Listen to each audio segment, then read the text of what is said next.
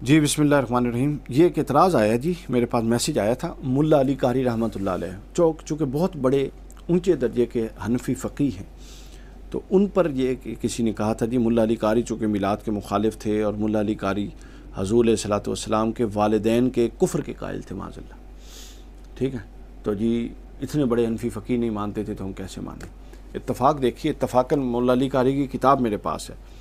یہ ملا علی قاری کی پوری کتاب ہے، ایک المورد الروی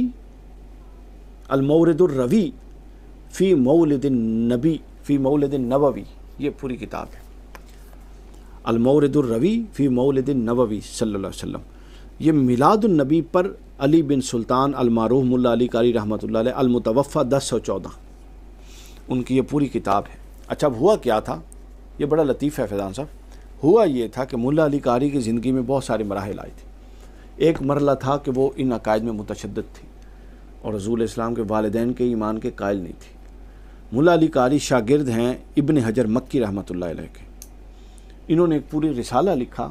عدم ایمان والدین، اور وہ ابن حجر مکی علیہ رحمہ کو دیا۔ امام ابن حجر مکی نے ان کو دیکھا تو سخت برہم ہوئے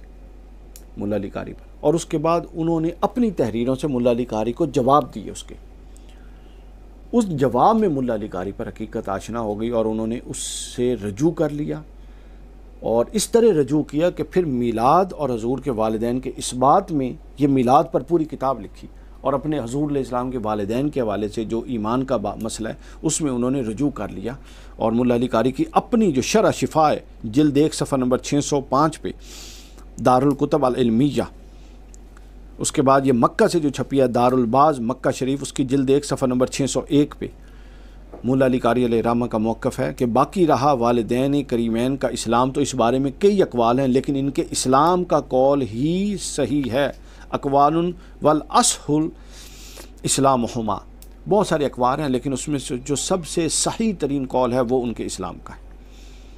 امت مسلمہ میں۔ اور پھر آگے کہتے ہیں کہ امت مسلمہ میں جلیل القدر اماموں نے جو موقف اختیار کیا میرا وہی ہے، جیسا کہ امام سیوطی علیہ رحمہ نے اپنے 3 رسائل اس کی شرح پر لکھے ہیں۔ پھر اس کے بعد حضور اسلام کے والدین کے حوالے سے ملا علی قاری شرح شفا صفحہ 5 جلد 1 صفحہ 551 پہ لکھتے ہیں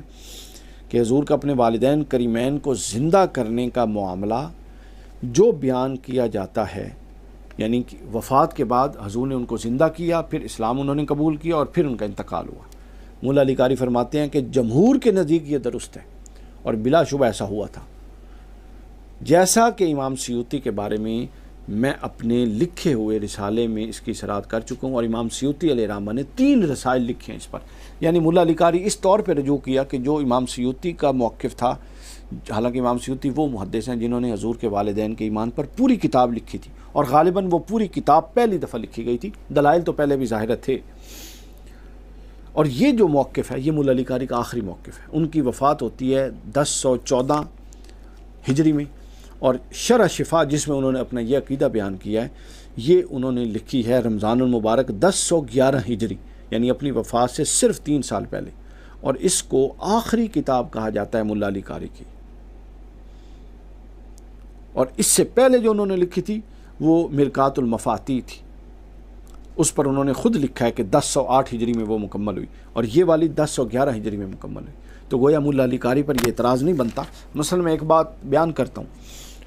مجھ سے وہ غلطی ہو جاتی ہے، بعد ازاں تحقیق کے بعد میں کہتا ہوں کہ وہ بات غلط تھی، اب میں یہ کہتا ہوں، تو ظاہر ہے میری بات میرا آخری ورژن ہوگا۔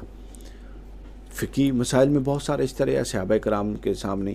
حضور نے ایک عمل کیا، پھر دوسری وحی نازل ہو گئی، پھر اس کے مطابق عمل ہو گیا،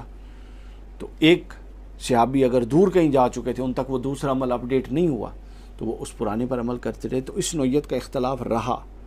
لیکن جو اصل فائنل فل فلیج فائنل ورژن ہے وہ آخری ورژن ہوتا ہے ہمیشہ، تو لہذا آخری ورژن میں ملا علی قاری رحمۃ اللہ علیہ پر یہ اعتراض نہیں ہو سکتا میلاد اور اس حضور کے والدین کے ایمان کے حوالے سے۔